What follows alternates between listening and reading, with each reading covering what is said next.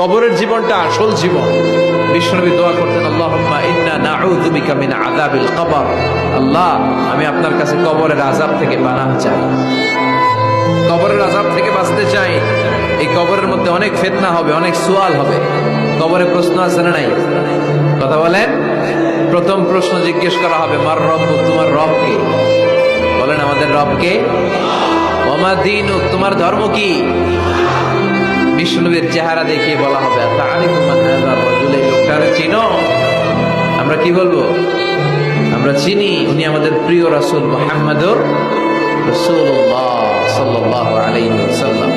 এরপরে জিজ্ঞেস করা হবে, এগুলো কোত্থেকে শিখলা? আমরা বলবো কোরআন থেকে।